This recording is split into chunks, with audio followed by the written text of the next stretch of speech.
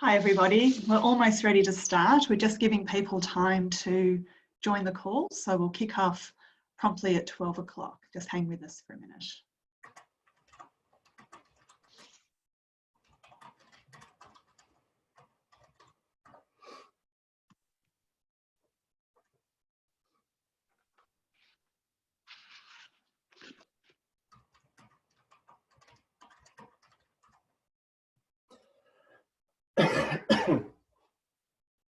Yes, get that out the way, Matt.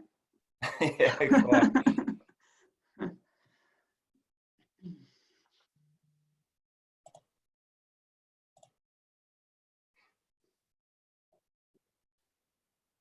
Okay, 12 o'clock. Well, welcome everybody. I'll kick us off. Welcome to our RIMS New Zealand and Pacific Island chapter webinar with Matt Bell from EY. So today we're going to be exploring some of the mega trends that are going to be reshaping our future, both positive and negative, out to 2050. And I'm really pleased to see that we've got over 120 people who have registered for this webinar today. I think many of you know who I am, but just in case, my name's Kate Beddoe. I'm a Director and Vice President of RIMS NZ and PI chapter, and I've been involved with both the New Zealand and Australasian chapter of RIMS for over the past 9 years. And RIMS is a global not-for-profit risk management society comprising more than 10,000 members from across 60 different countries, a really incredible network of risk professionals delivering relevant and innovative thought leadership and content to the global risk community. And many of you will be familiar with the educational and networking sessions that we've been running for the last kind of 18 months in the New Zealand chapter. We run our risk roundtables, our sector roundtables, we have large scale summits, our diversity and inclusion events, and of course our very popular mentoring program.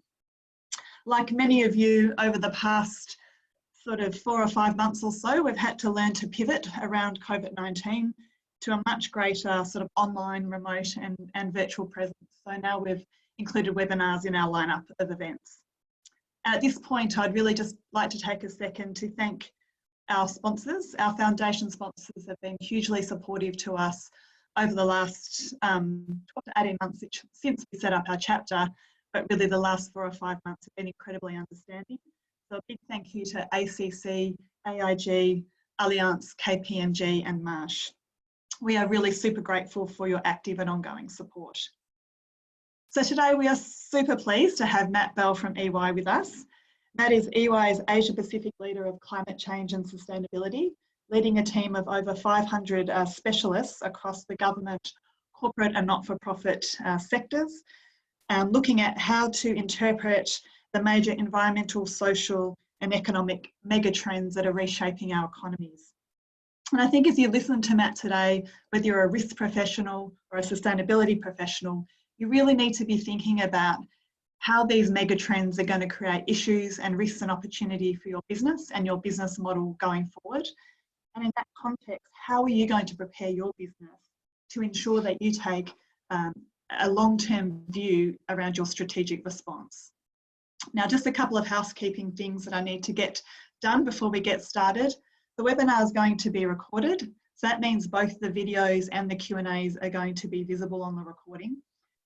Matt's slides that he'll present today and the report that he'll reference around the Megatrends, the EY Megatrends report, they'll be sent to you after the session, so there's no pressure on note-taking. Just sit back and absorb and listen to what Matt has to say.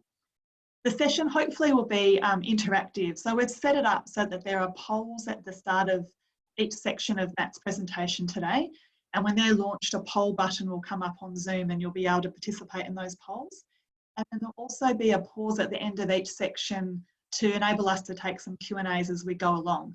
And please use the Q&A function on your Zoom to load those questions.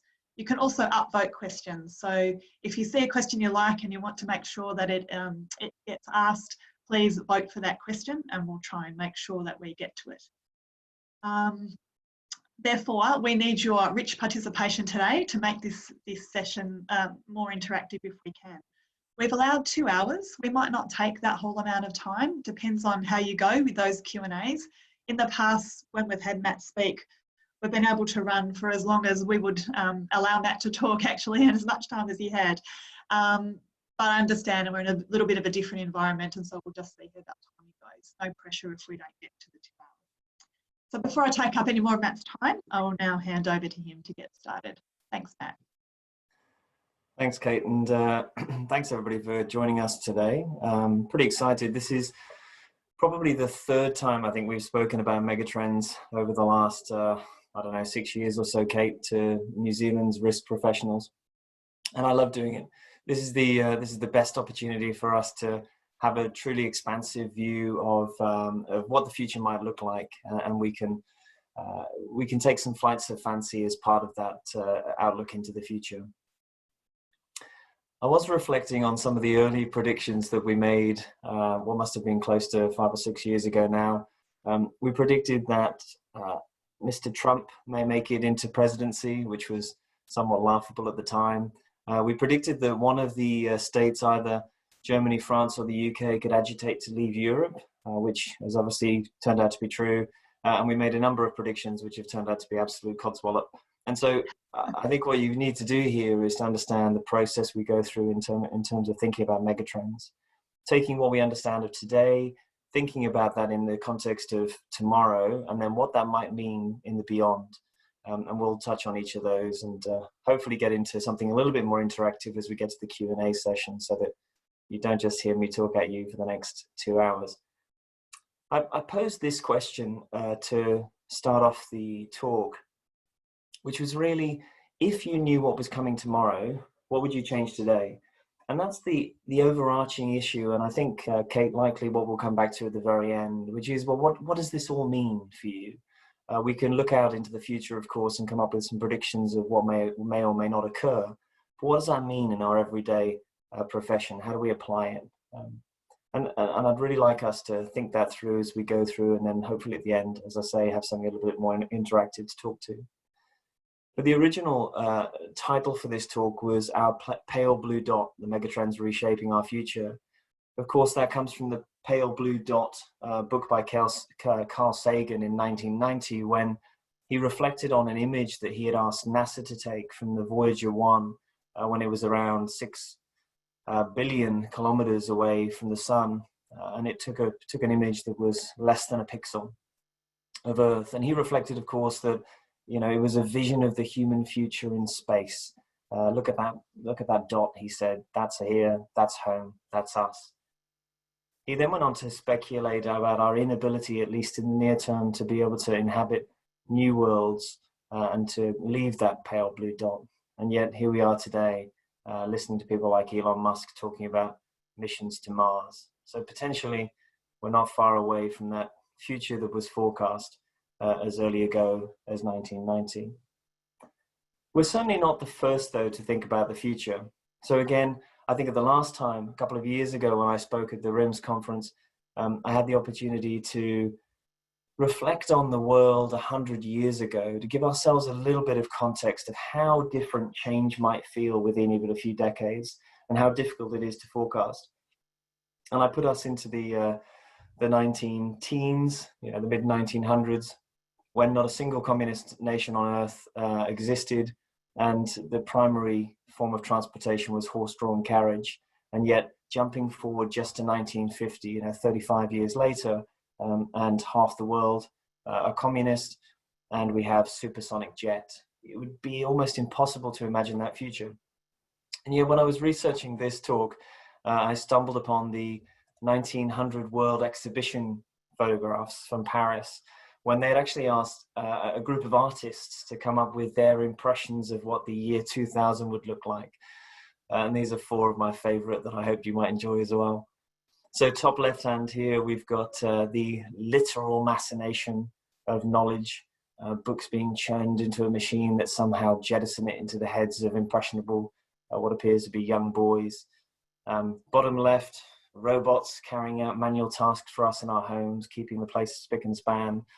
Top right, firefighters defying gravity and taking on individual flight patterns to save small children from perilous windows.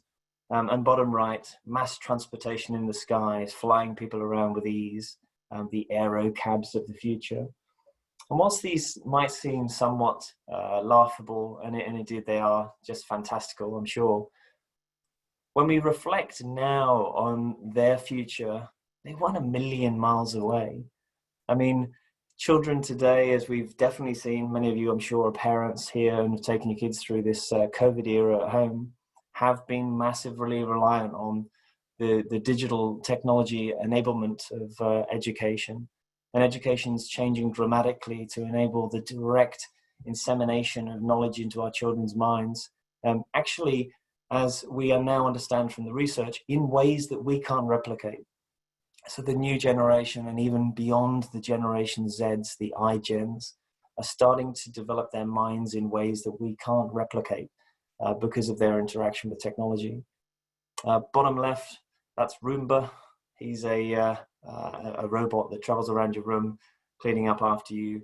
Not too far away from the expectation in the late 19th century. Top right, well, whilst we haven't quite fulfilled the long science fiction fantasies of us all having personal jetpacks and transportation, there have been significant moves in that direction.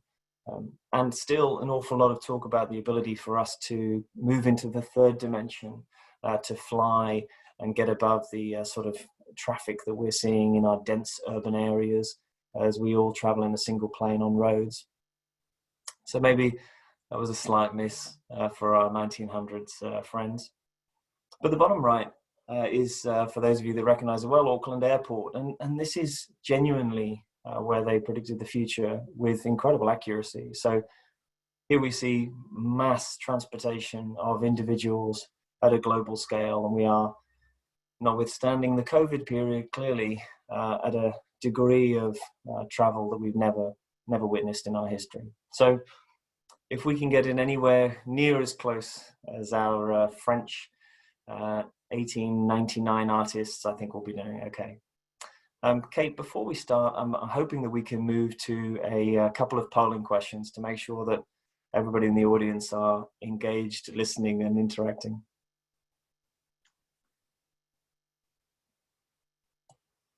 Great. So the first polling question then, if you guys can see that on your screens, hopefully in front of you. What do you predict will be the global GDP impact of COVID-19?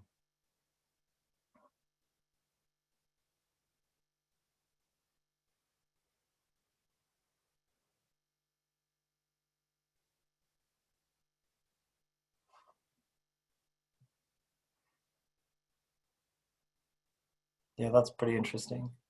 So we're starting to see this sort of correlation with around the 6 to 10% marker, with a good percentage of you, around half, saying it's going to be much greater still. So that's interesting. I might come back to what we know about that or what we predict about that in a moment. Kate, are we able to now move to our second polling question? And then I might reflect on both of these.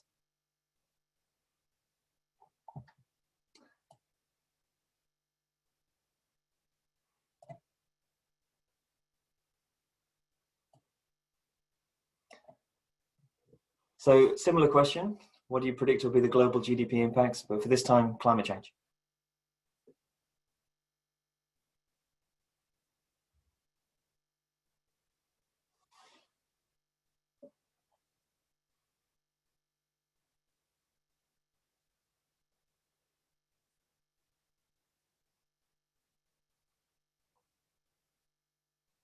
Okay, so we've got similar numbers in the sort of 2 to 5% range, slightly fewer in the 6 to 10, and a broader number of us saying somewhere between 11 and over 20%.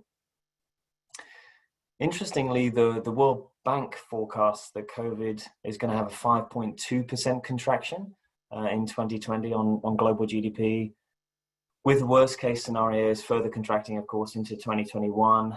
The base case there is for around 4% growth. Interestingly, when you contrast that with something like the expected GDP implications for climate change, the best predictions that we have at the moment from the current computerized general equilibrium models demonstrate that at around a 4-degree temperature increase, which is which is what our sort of baseline model shows, we have a total GDP impact of 25% decrease by the end of the century. I think it throws into genuine contrast for us the potential economic consequence that environmental disasters can have in the way that we've had a taste of with this sort of geopolitical response to the environmental risk of COVID-19. But I do think that we've often underplay the future potential for downside risk when it comes to existential risks such as pandemics and obviously climate change. So firstly, you guys are closer in your estimations than almost anybody else I've asked, so well done to those on the call. I will cross my fingers and say that that's most of you in the sustainability profession. But clearly, we are seeing this second wave of risk coming, and we've had a real shake-up in relation to COVID-19. I will touch on that shortly in a moment. But what I wanted to do today was to run through with you a number of areas of the megatrends. So the megatrends, as we describe them in this image, are effectively those midterm trends that are enabling us to change our world over a period of time, somewhere between 3 to 10 years and beyond, with the longer term expectations being our sort of future working world that we'll have to move towards. To underpin that though, we have a number of primary forces, and these generally don't change. So they're underpinned by technology, demographics, globalization, and the environment. And I'll touch on what that means shortly. But what it means for us in terms of our megatrends, we constantly update these at this sort of global level within EY. This report, which we'll share with you guys after this talk, has started to segment these into decarbonization, the techonomic Cold War, the behavioral economy, synthetic media, a future of thinking, work and life being unbounded, the impacts of microbiomes and of synthetic biology. Now, I'm not going to go through all of those today because there's a huge amount of research into each of those, but I will be drawing down from the concepts that have been pulled through from our research at a global level to give you some indicators on what I think are going to be the most fascinating things for us to touch on today that could have some real relevance to you in New Zealand. Beyond that though, I have a personal theory that I think helps us consider what the future could yield and the time frame over which it'll occur. And that's really this hypothesis of boundaries. We effectively work within economic, biological, and planetary constraints. And what I mean by that is the access to capital to deploy technology, the ability for us to be able to utilize biological systems or the limitations of them, and the limits to which we can access natural materials and inputs to enable us to progress. All of these have their own boundaries or current boundaries that we have to come up against. So for example, our planetary boundary, we are obviously confined within the pale blue dot, as Carl Sagan put it, and we only have access to the materials that are available to us. And some of those are in short and declining supply. Some of those are limited in supply and have either the ability or the inability to be recycled or reused. We obviously also have a biological diversity in relation to the biology that currently exists on Earth that we can tap into. That is obviously bound by its total genetic limit at the moment. And the broader biology, our own brains, so we are limited in innovation and technology at the moment by the capacity of our own brains to be able to come up with concepts and innovation that drives us forward. In the top right-hand corner, you may well see the double alpha helix. That's an example of a genuine biological limitation to us. So most eukaryotic advanced life on Earth has DNA, so deoxyribose nucleic acid, in this double alpha helix formation. Whilst there are other forms of life, like viruses, arguably life, but viruses, or prokaryotes that have different forms of genetic material, essentially the most advanced species on Earth have DNA. And they're made up of 4 simple base pairs. So a combination of 4 individual codes that can be read in combinations of 3s to produce the diversity that we see around us today. There are obviously limitations to the number of codes that can be read, and therefore the diversity of life on Earth at the moment. And that creates a genuine biological barrier for us. Again, the philosophy of the brain, it is nowhere near at its limits, but it has a capacity for learning and development that is currently bound. And yet, all of these boundaries will likely be exceeded, and potentially all of them within our lifetimes. So when we look to something like DNA, even this year, so in February this year, a consortium of researchers led by a chap called Professor Stephen Bennon actually came up with synthetic codes, effectively new base pairs that could be utilized and incorporated into DNA and could actually be capable of creating new and changed life forms. Now, that goes from the lab research to somewhat a sense of science fiction, but actually these new base pairs that he named S and B and another P and Z, he, when discussing why we would need those, said it gives us the capacity to diversify our genetic boundary to enable us to do things that we can't today, such as potentially survive in space.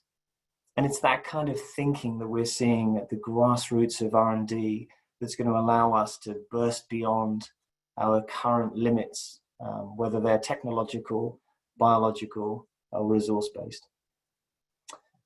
Likewise, we're starting to see new ways to use resources on Earth as well, and we'll touch about this a lot more when we talk about decarbonisation as a significant theme. But also economic, as we start to see a change between what we are capable of achieving through human endeavour to what we can achieve utilising technology and robotics. So I just want you to bear some of these things in mind around boundaries and our capability to move beyond them as we think a little bit more around the future going forward.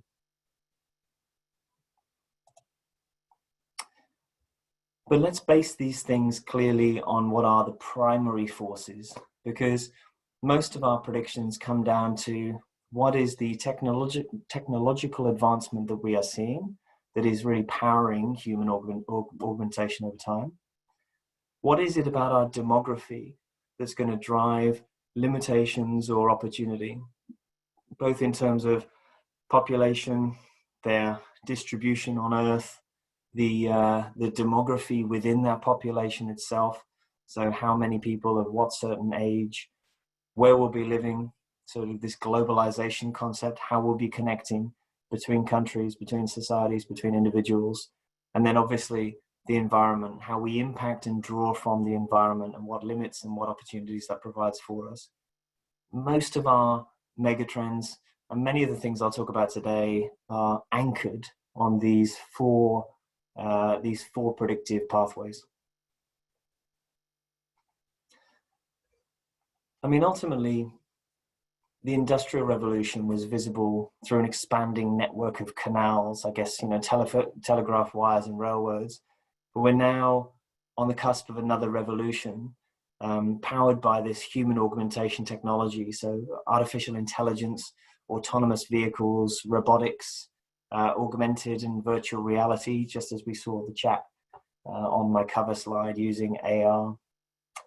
And these are unprecedentedly lifelike and autonomous opportunities for us. And so we'll touch on some of those technological opportunities over the next little while. But I know what you're thinking when we talk about the future, but wait, Matt, doesn't COVID-19 change all of that? And anyway, no one predicted a pandemic.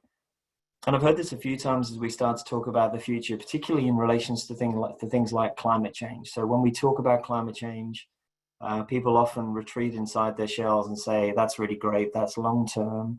What we need to deal with are these pandemic issues, or how things have changed so fundamentally, and doesn't that mean that all of our predictions need to be thrown out and restarted? And the short answer is, that no, they don't, but yes, they have. So no, predictive predictions obviously change with things that occur through time, but ultimately something like COVID-19 hasn't fundamentally changed those primary forces that I touched on a moment ago, or the trajectory that they take us on. And I wanted to talk about the second part, which is, but no one predicted the pandemic. For those of you that keep abreast of the happenings in Davos and the World Economic Forum's general approach to risk considerations, you'll know that on a global level each year, the WEF produces the Global Risk Report, and this year was no exception. So in January, the Global Risk Report 2020 came out. And in the top 10 risks, we can see that infectious diseases is marked. This wasn't new. Infectious diseases has actually been there for the last few years, but it had moved up in likelihood and moved up considerably in terms of its potential impact. What that means is very interesting. It means that we are starting to see at a global level, corporations identify what are the most significant risks and opportunities to them, and yet limited action in relation to those, even within the top 10 at the global level. Most organizations were massively unprepared to deal with COVID-19, and yet here it sits as theoretically one of the top 10 largest risks that faced us on Earth and our economies. Why is that the case? Well, I could, of course, postulate that it's because risk professionals who look at such things tend to identify the likelihood, and so therefore the residual risk is very low. But in most cases, even understanding the geopolitical context of such things aren't played out in scenarios. They aren't played out in the way that people work within organizations to better understand how their current business model will change, or in fact, whether they would be impacted more or less than their peers. Now that might all change, and maybe we can chat about that later, but certainly pandemics, they were certainly predicted before COVID-19 occurred. But what we have seen, to touch on the sort of implications of the impacts of COVID-19, is that they have continued to spur what we were already starting to see as a change around economic nationalism and a retreat from our post-war globalization. Post-Second World War, we had seen unparalleled levels of cooperation. The World Trade Organization and a range of international trade agreements that have allowed a truly global economy to exist. I had a conversation with one mining executive on the board of a very large mining company, at the point at which they were looking to buy the second largest mining company close to them. And when they were considering that back in the early 2000s, they actually didn't know who they were going to tell. They had the obligations to inform the company or the countries in which they listed, but they didn't understand who else they would tell. They thought maybe their major consumer markets would need to be made aware of a potential transaction. When that individual was reflecting on that history, she told me that were that the case today, that they were looking at that same transaction, there's around 92 individual nation states that they would need to inform and arguably get the permission for to be able to move forward with that kind of bringing together of two significant organizations. And that was her reflection on what is becoming a changed world at the global stage and an increasing national interest associated with corporate activity. And so we are seeing a declining interest in globalization as power plays and power struggles play out.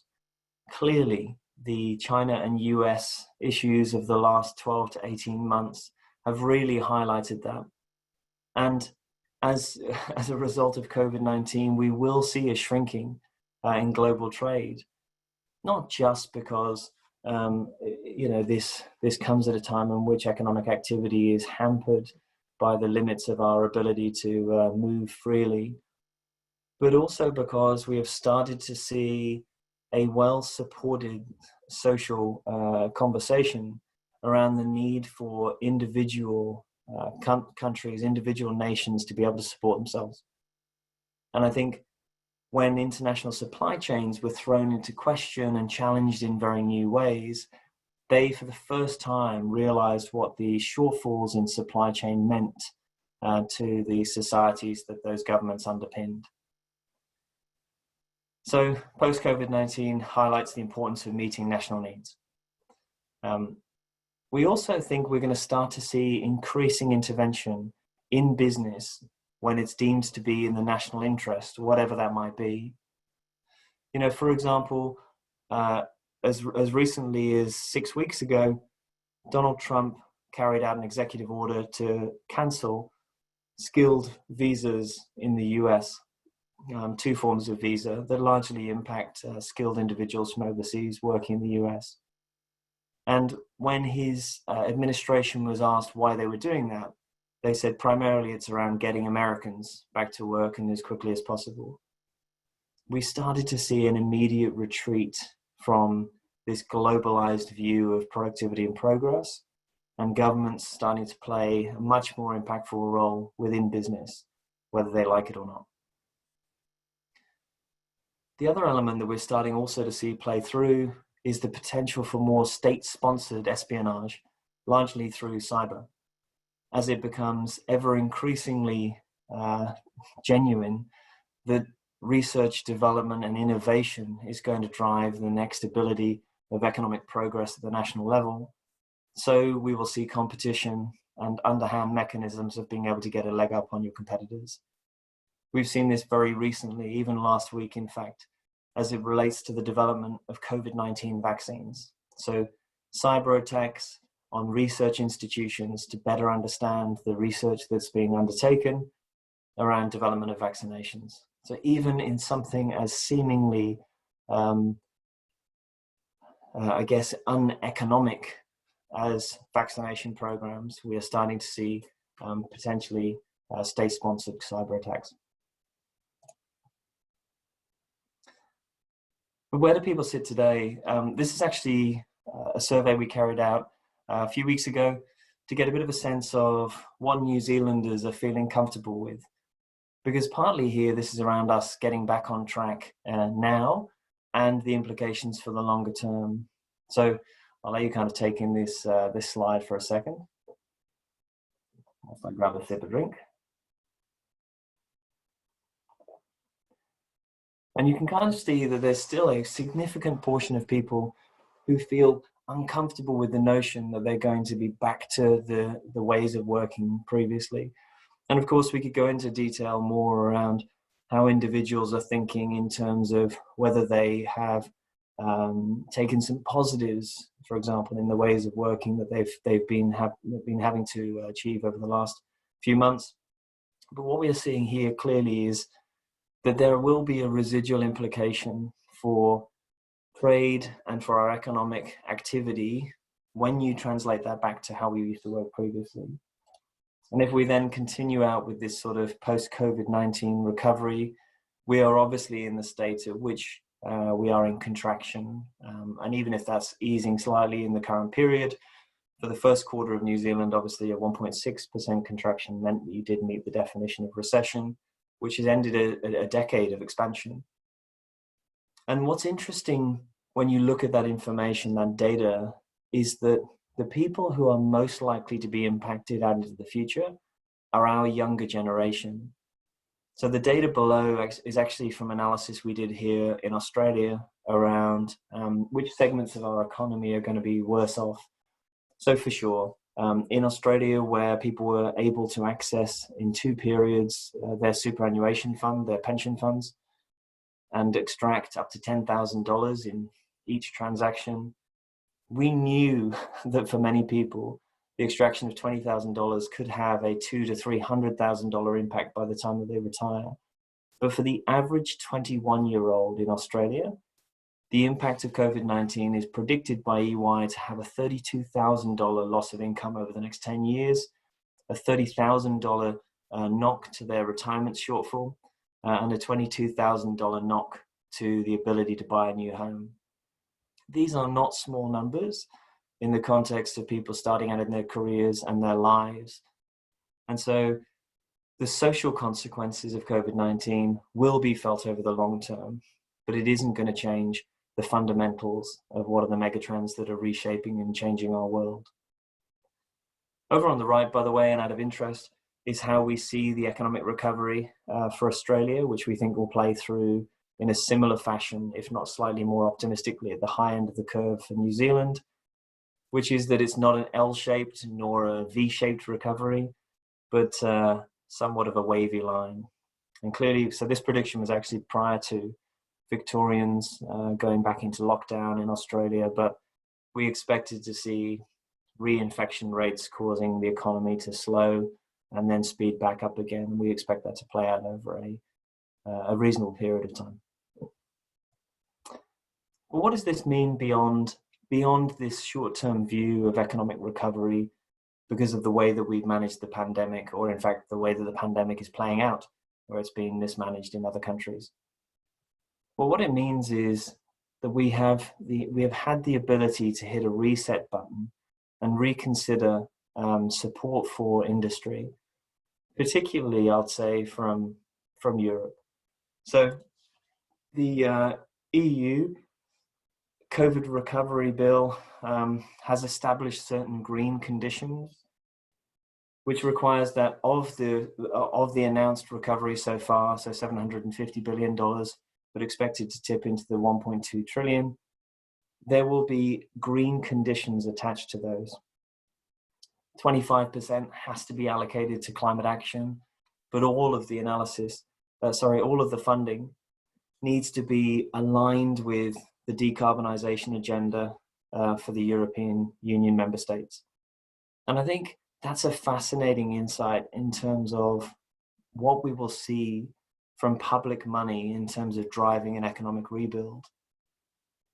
Unlike, again, the post-war productive industrialized era, where the economy was grown and spurred through various policy levers to exact a GDP outcome, what we're now starting to realize is that the future is going to be held by those nations and those individual organizations who are capable of understanding what the context of the world in a generation's time is and pivoting the current industry sectors to capitalize on that future. And so when EY starts to think about COVID-19 and the migration, we think about the reset, the pandemic reset, enabling us to get into this new capital allocation world where we are hopefully enabling a better working world, identifying decarbonization opportunities, driving economic progress, and spending public funding to drive private initiatives that are going to be there for the long term. So I'm going to move on, Kate, to the next session, which Matt, sorry, we've got a question we might mind pausing there to answer. Questions come in from Abby Reynolds. I don't know if you can see it. But Abby asks, what is the social consequence for subgroups, i.e. for those who are already lower in income, like Māori or refugees? Yeah, well, hi Abby, pleased that you joined us. It's a great question. The truth is that COVID-19 is playing out as being hardest hitting to those. Well, interestingly, it hits hard on two communities because we are expecting to see at a global level an increasing wealth divide between those with the most and those with the least. And so to your question, the people who are most socially exposed currently in advanced economies will be further impacted by COVID-19. That's for a couple of reasons. The first is because the wealth divide gets greater. The second is because the type of work that we tend to see in lower socio-demographic communities has been most impacted. So contract work, short-term work, and unskilled labor.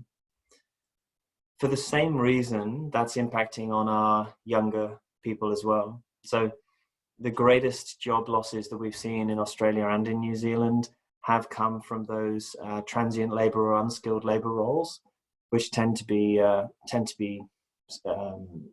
supported by younger workers. So yes, you are absolutely right. Not just young workers, but also those who are socially exposed. I have a question for you too, Matt, just because I don't want to let you off the hook with one question. And please, everyone, get those questions in. We need lots of questions. I think what COVID has taught business is what risk managers have known for a long, long time, is that extraordinary things actually do happen.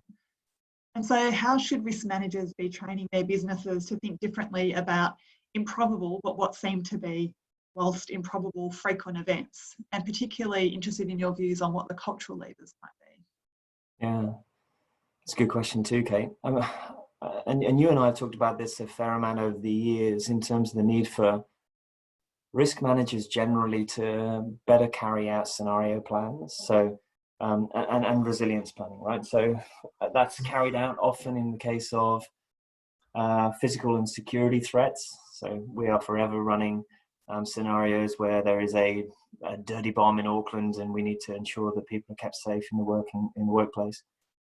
But we don't do that so often for deemed low likelihood or existential risks. Beyond that thinking, though, that we've kind of, again, we've had that school of thought for a long while. What I'm starting to see, and this has really been highlighted by COVID-19, is we don't tend to stack risks when we carry out our thinking. So some organizations that we've worked with have actually considered the implications of infectious disease and to a degree pandemics in their risk analysis and in their planning. They haven't then thought through geopolitical risks associated with those and how governments might respond. So stacking through a range of scenarios, I think, is going to be increasingly important. Now, of course, that could go on forever. That list could be as long as your arm. So I think going through a process of better understanding what risks and opportunities are most material to your particular business context, and then undertaking scenario plans will become much more, I think, the norm. The second part of your question around culture is really interesting. We still see, what some refer to as the frozen middle in management, and it isn't to say that the middle management of organizations are making bad decisions or they aren't enabling governance in the right way.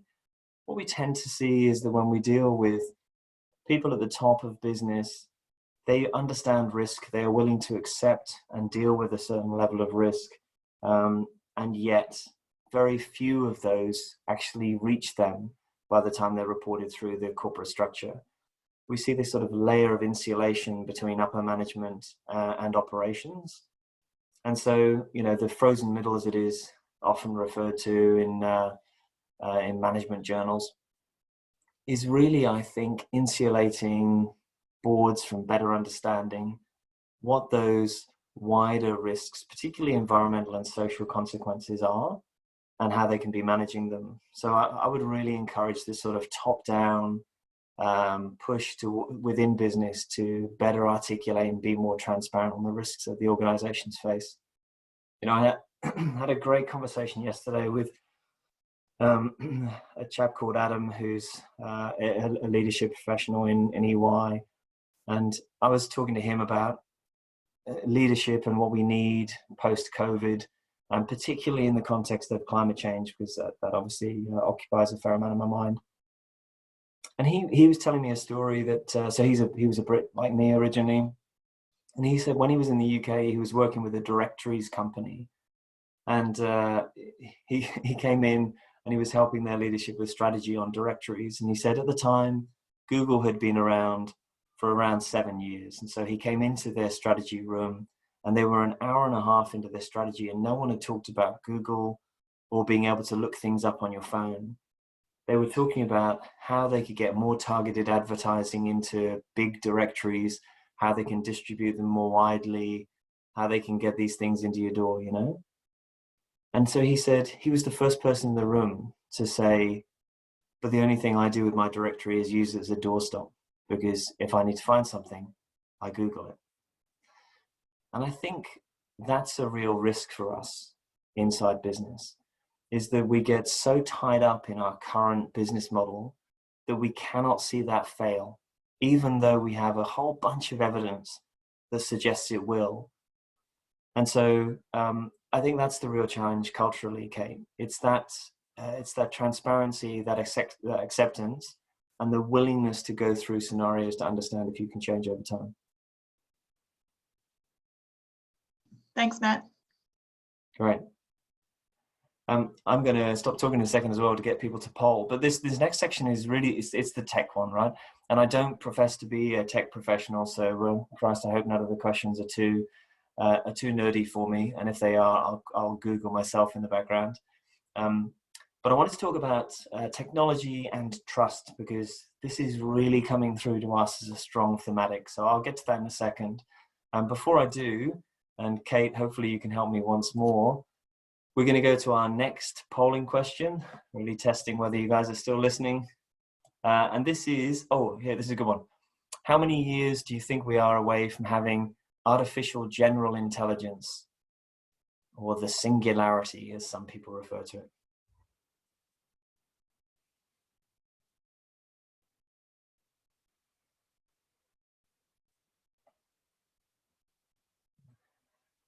So our front runner at the moment is sub 10 years, okay?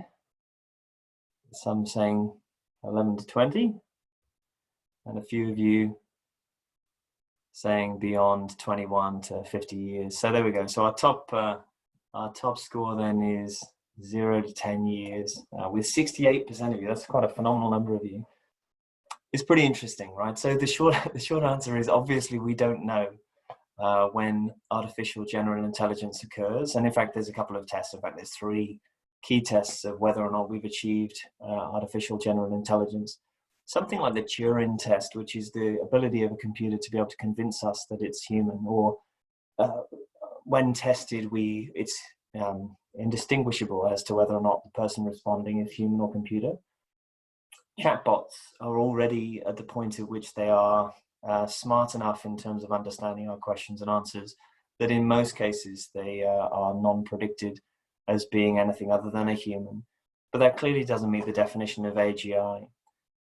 So in order to try and answer this question myself, I went out and started to do the research to understand what professionals working within the sector actually think. And the last survey of those individuals tell us that they think, on a balance of probability of 50%, that somewhere between 2036 and 2060 is where we'll start to see the singularity occur, the point at which computer intelligence exceeds human intelligence. Now, again, it's not as simple as to say by 2036, artificial intelligence will be completely upon us in the context of general intelligence. But it is interesting that the majority of people working in this field have moved significantly in the last decade from it's highly likely it'll never happen to it's probable that it will occur. We just don't know over which time frame. What's interesting is that of all of the people who were asked, and this was a chap called Ben Brostrom, who's a philosopher in relation to artificial intelligence, who asked the community that of all of the respondents, they gave it a 90% likelihood of having AGI after 2075. So at some point in the next 50 or so years, the people working in that field believe that we will have AGI.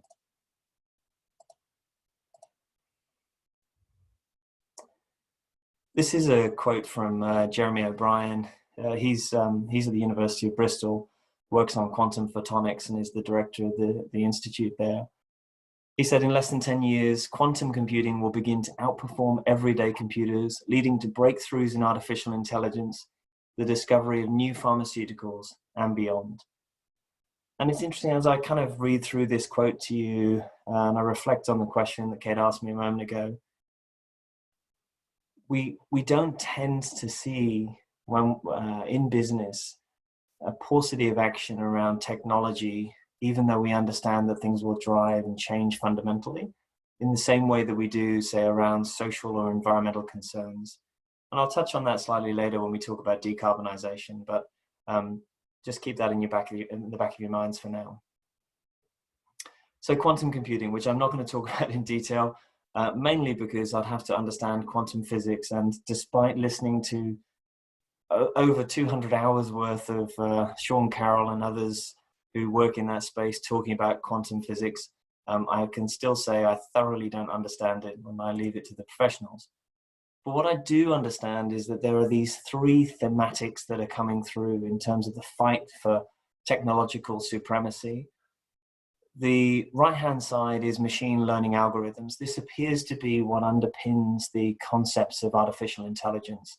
That is to say, the ability of machines to undertake algorithmic thinking to better answer questions than we're able to today. On the left-hand side, connectivity becomes fundamentally important. So as we move towards the Internet of Things, and we know now that over 75% of equipment, of things that can be connected to the internet actually aren't, so they don't connect. So it's the connectivity of the Internet of Things, the bringing together of the capability of sensing the environment to be able to do something with that information to affect change.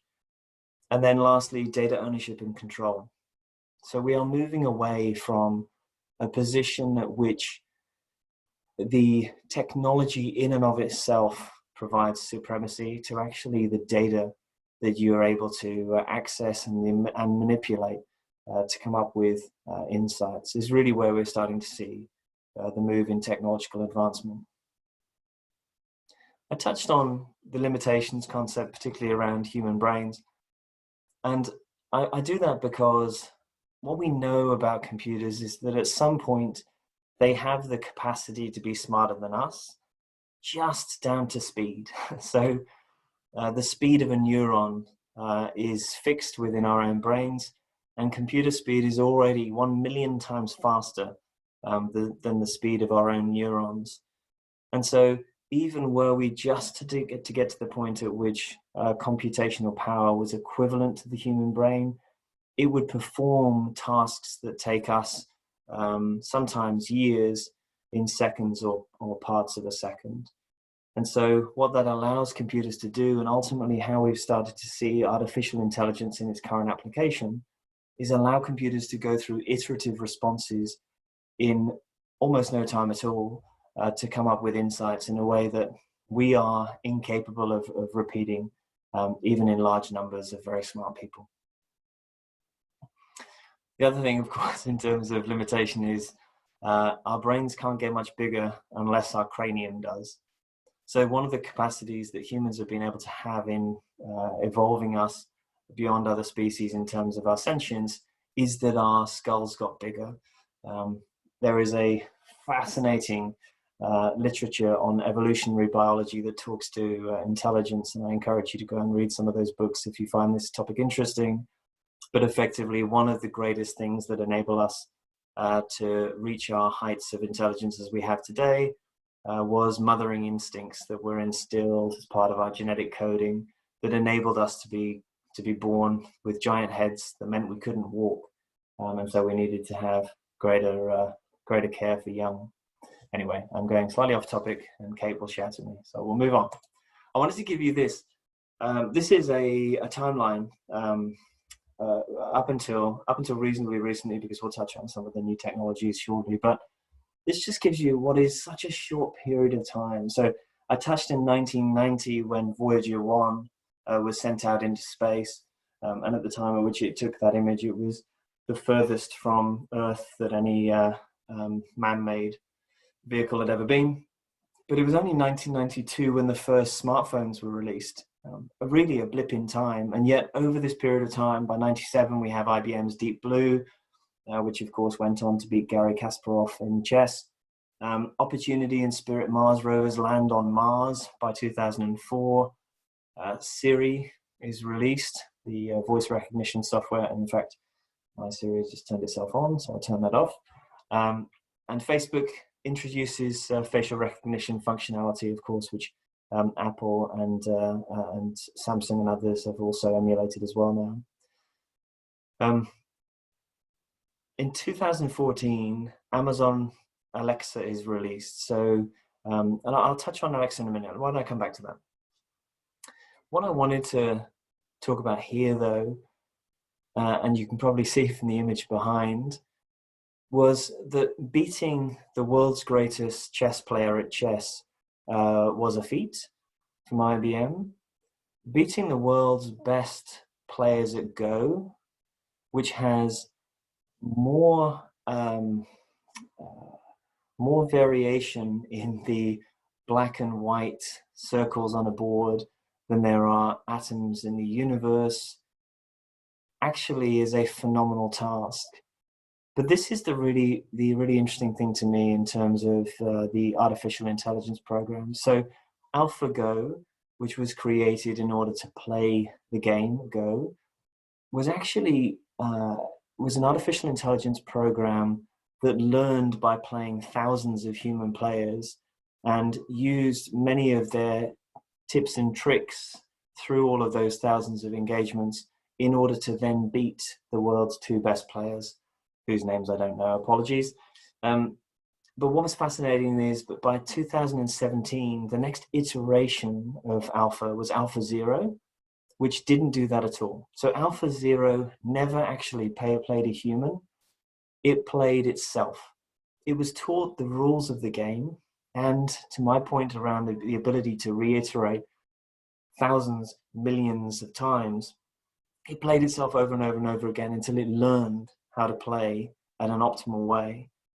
And when they played Alpha Zero against AlphaGo for the first time, it beat AlphaGo 100 times out of 100 times. And it hadn't even played a human. So this is the power of artificial intelligence, and where we're starting to see AI move in terms of its capability at that software level. What's driving this, of course, is research and development. And I wanted to bring this back to the national level to give a bit of a context of where we see the world going. This is gross domestic spending on R&D, as pulled from the OECD data most recently.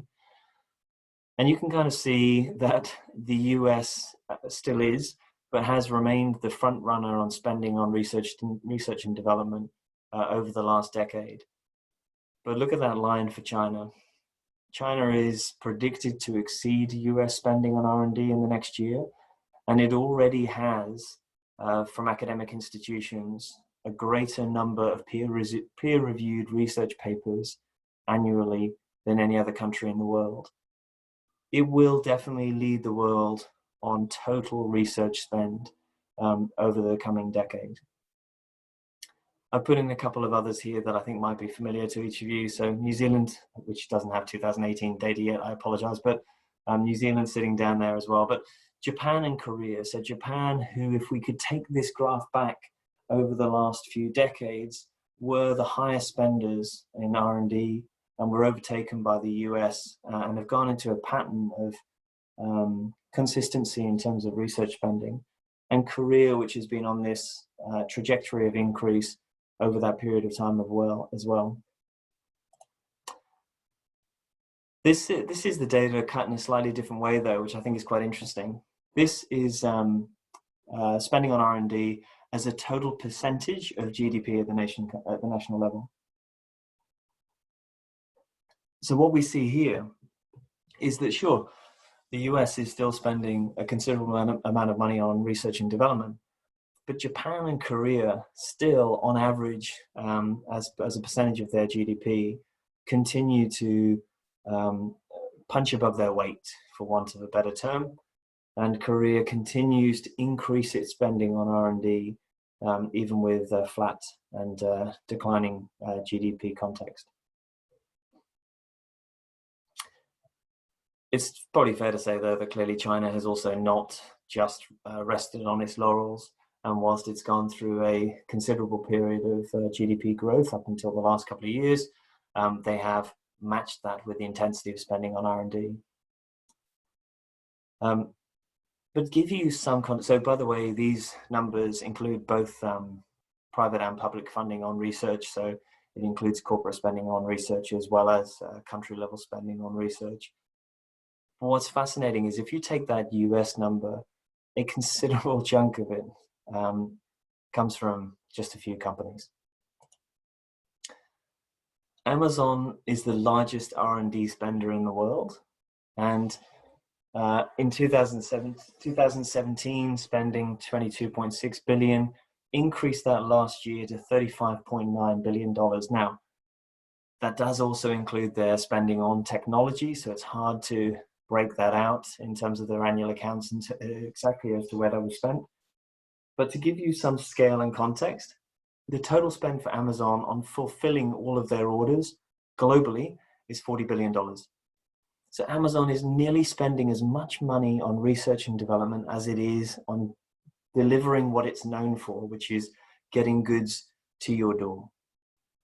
And the consequence of that is over on the left-hand side. So this graphic from Statistica shows you that from 2017, as I told you, when Amazon's Alexa, the voice recognition in-home assistant, was released, its ability to connect to other devices has increased dramatically. So when released, it could connect to 4,000 types of device.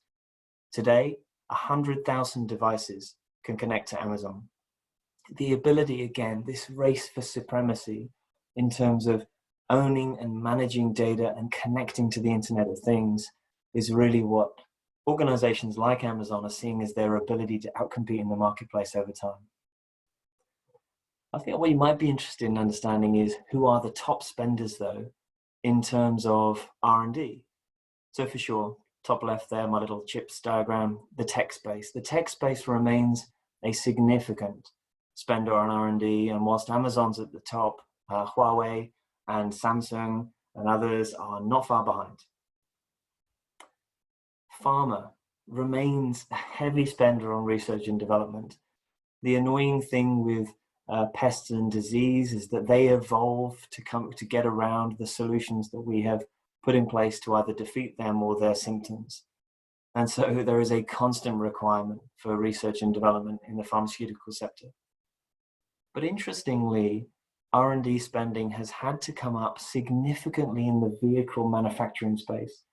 So the original equipment manufacturers of vehicles, the Toyotas, the Nissans, and the European brands are all now spending more on R&D than they ever had, putting them up into the top 10 global spenders of R&D. And that's not just because we have an insatiable appetite for the latest vehicles, it's because they are going through a transformation in the vehicle sector to move away from internal combustion engines towards hydrogen and electrified vehicles. And now trust, because of course, the issue with an awful lot of the technologies that we're seeing and the artificial intelligence around us today is that it's creating such an indistinguishable impact from the replacement it's trying to suppress or surpass, that it's often hard to know where the truth lies. So we are starting to see an increasing amount of synthetic media and deep fakes, excuse me. That means it's going to be hard to understand whether or not something is real. Can you trust your eyes? And so over on the right-hand side here, we've got Peter Cushings, who unfortunately now is no longer with us. But you wouldn't know that if you've seen the latest Star Wars movies. I think this is Rogue One. And the computer-generated moving acting image on the right-hand side was created for that movie, and the left-hand side was him some 35 years earlier when he appeared in the original Star Wars movies. But again, this is just visual media. And now that's becoming commonplace, where people are replacing faces of famous singers with their best friends. Actually, what we're starting to see is the ability of artificial intelligence to carry out thinking and learning tasks in a way that is very close to human. So in the last week or so, we've seen OpenAI, which was a startup supported by Elon Musk, create their latest iteration of software called GPT-3. It has 175 billion parameters. And effectively what it does is it accesses significant volumes of web infrastructure, so internet pages generally, and then frames it from a hierarchy of trust around things like Wikipedia to be able to take something as your individual input and seek to finish it.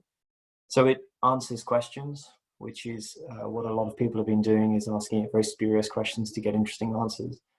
But it'll also write articles and finish code in a way that is often indistinguishable from humans. I read an article that was talking about OpenAI in the last few days, and half of the article I found at the very end had actually been written by GPT-3. I didn't know, because what it had done is it had taken the writing style of the person up front, it had searched the internet to get context, and it's using that to be able to give a response for what it thinks is the rest of the article. Anders Sandberg, who is a leader in this space from Oxford University, says, for me, the big story about GPT-3 is not that it's smart, it's as dumb as a pile of rocks, but that pile of rocks can do many things we thought you needed to be smart for. Fake intelligence may be dominant over real intelligence in many domains. And his point is that the AI itself is not doing the thinking. What it's doing is it's analyzing inputs and then making educated guesses around the sorts of response. And I, again, encourage you, if you have some time and interest, to look it up. There's some fascinating insights that GPT-3 is likely to give us. For example, even the ability for us to interrogate information more. So Wikipedia, who is an early user of GPT-3, will start to have a search function that allows you to ask questions about a certain topic, even though the answers may not themselves be within the context of the article itself. So one of the examples that I've seen is if you go to the Wikipedia page around bread making, you just ask the question, why is bread so fluffy?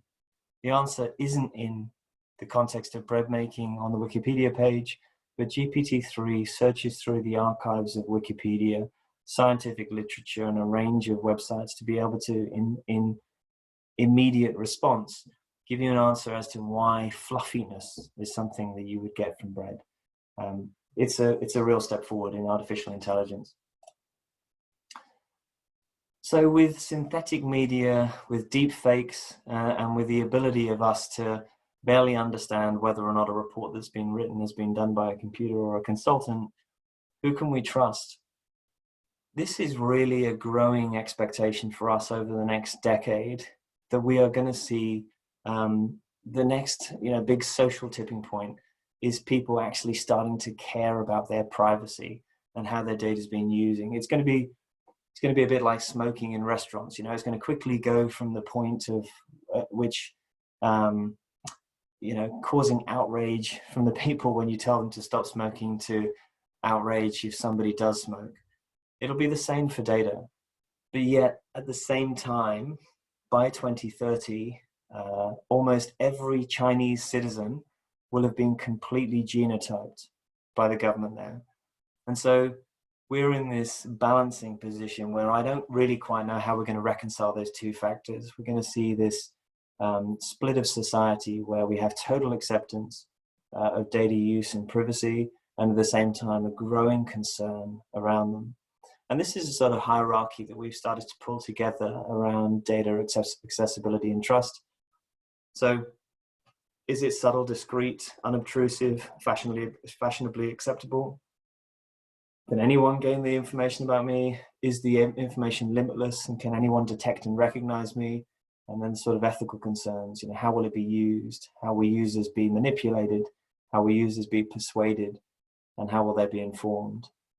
We're already at the point at which many businesses have a disproportionate knowledge on the behaviors and the future behaviors that were predicted from their customers than often the customers themselves. You know, one of the things I touched on, of course, is in Australia, in the last few weeks, we've allowed people to access their superannuation funds at a time when the crisis of financial stability is at its highest. If you track consumer spending, what we've seen two spikes in consumer spending that correlate with people removing their superannuation. And whilst it does include things like furniture and technology that you might predict, the highest spike comes from online gambling. And so we are going to have much more information through the sort of data and analytics that we can carry out even today. That means that we know much more about the behaviors of people and what are our ethical and responsible approaches to be, you know, taken forward, not just at a government level, but at a company level, in terms of how we use that data and how we provide information to our customers to make sure that we aren't leading them towards something which is economically advantageous for us, but socially unacceptable for them. Okay, moving on. I want to talk a little bit about automation. You know, automation, is it just for automobiles? Because I think a lot of us will have heard, and hopefully this will work, will have heard about the ability for us to move towards automation in the vehicle space. So this in the top right-hand side is a little image of the Tesla Model 3, which is now fully self-driving capable. So you will see this is actually a Tesla employee. Is sat there in the car as it's picked its route and is driving itself. Tesla, interestingly, drives using visual aids, so it uses a range of cameras rather than LiDAR, which every other car currently uses, a laser radar system to enable it to grow. But the artificial intelligence that's being utilized within the cars actually draws from vast data sets, from huge numbers of kilometers that have been driven by people to ensure that it recognizes risks and responds appropriately. Now, we clearly aren't at the point at which self-driving is genuinely capable for all vehicles today, but we see a point at which that's going to come about, and it's probably much sooner than we would originally have predicted. And so it is likely that within a short period of time, we will start to see these technologies largely deployed. If for no other reason, then insurance companies will probably prefer that you have a self-driving capability car and you're not driving it, because they will end up killing fewer people.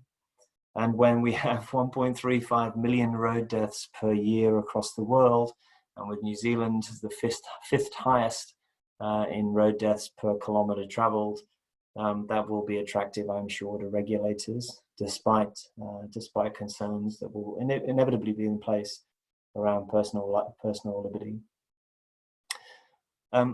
The bottom right is from Boston Dynamics. Many of you might have seen this already, but I just wanted to give you a little bit of an insight in terms of how humanistic some robots are becoming today. That is an unsupported robot doing parkour. Now, this is actually a programmed robot, so it is sensing actually that the objects are in front of it and responding appropriately, but it isn't beyond that carrying out autonomous tasks.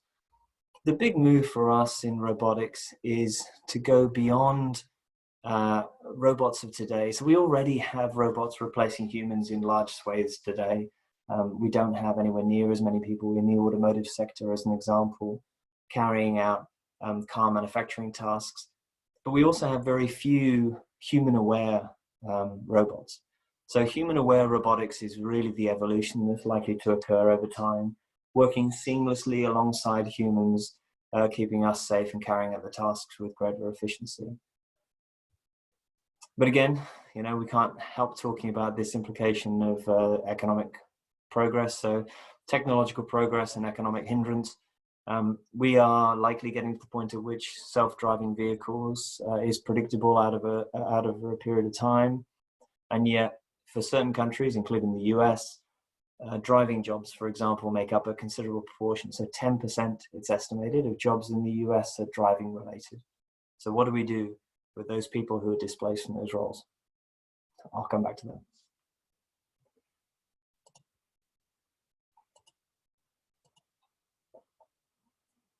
Okay. So I've scared you all by telling you that we're heading towards artificial general intelligence by as early as 2036.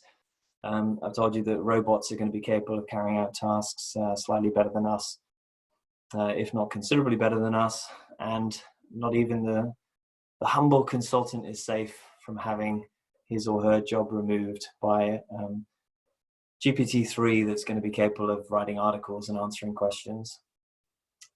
Now, we could, of course, just allow ourselves to be subsumed into the ether and allow the computer generation to become our natural successors as we move from the Holocene into what we are in now, the Anthropocene.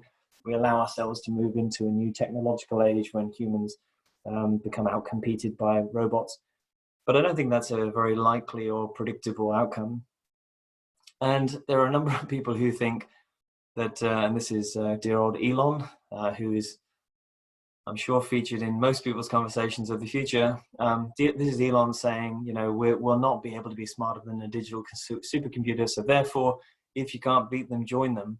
And this is really the link between the ability of computer power to carry out tasks in such a small period of time in a way that our brains will never be able to, but at the same time, the ability for us to move beyond the constraints that I talked about in terms of our physical limitations.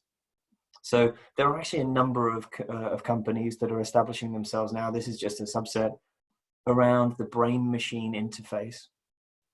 We've seen this clearly. We see this at a very thin layer already in terms of medical devices that tap directly into the brain for a very specific purpose, usually identifying a significant issue and adapting quickly to it. But Neuralink, which is Elon Musk's company, Paradromics, Neurable, Kernel, all of these have been established with the specific intent of them improving the human condition by creating a brain-machine interface. So Neuralink, which is actually the little image here that was stolen from Elon's original presentation materials as he talked to the capabilities of Neuralink over the next few years, is an implant that enables the connectivity to a computer and has already been utilized for such activities as addressing physical constraints. So people who can't walk being able to walk again. Paradromics is specifically targeting that. So their intent is to fix the neurological breakdown between neurons for patients who have had severe back or neck or other injuries. Neurable is seeking to improve the brain interface with computers in a VR universe. So using just your mind to be able to move inside of virtual reality. And they've already, through their tests, enabled people to think a vehicle in VR forward. So they can control vehicles purely with their mind in that virtual reality universe. And Kernel. Kernel is at a slightly earlier stage, but it's a device that's aiming to actually increase the learning potential of humans. So learn faster, remember more, and be more proficient. We really are genuinely getting to the point at which we see a future where people will be able to access brain-machine interfaces to either overcome deficiencies or to improve them in terms of certain specific aspects. Who knows where that's going, but it's a lot of fun. And Kate, I think we're at the end of this section. Awesome, thanks Matt. We've got a couple of questions. We might hold Greg's over to the end because it sort of relates to the earlier section and it will be a good one to close with. If we start, that was Greg Lazaro, but we start with Greg Ryan. He says, Matt, a great presentation. I don't think it was on your initial risk chart, but one of the greatest risks for cities going forward is suggested as social inequality. The social acceptance and data privacy issues you mentioned are likely to exacerbate this. Any thoughts on the role of government and others in actively engaging to minimise social divide caused by technology? Yeah, so Greg's touched on a couple of really interesting points there.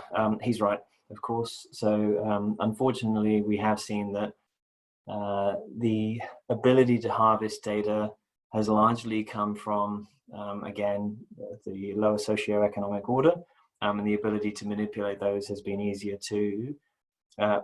I think that's likely to be the case over a period of time. He's also right in terms of government intervention. So less so around specifically this data issue, but we've been through a royal commission here in Australia, Kate, for the financial services sector that was not actually born around whether or not financial services had broken the law. It was around whether they were meeting the public's expectations of them, which is interesting, right? That's, are they actually meeting societal expectations of what a financial institution should achieve? And it was one of the first examples in this region where we've seen government intervention around that sort of social inequality driven by a corporate agenda. And the short answer, of course, unless you really want to go back through the reams of the commission findings, was that they were breaching social trust, and they were using data in nefarious ways. So I think that is a real issue.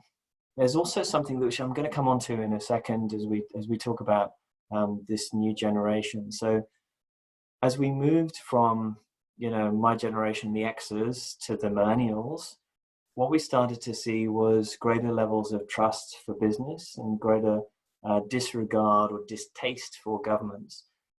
And so we got to the point, and arguably even when I gave the last Megatrends talk with you in New Zealand, I was making the point, which was that corporations were increasingly being more trusted than governments.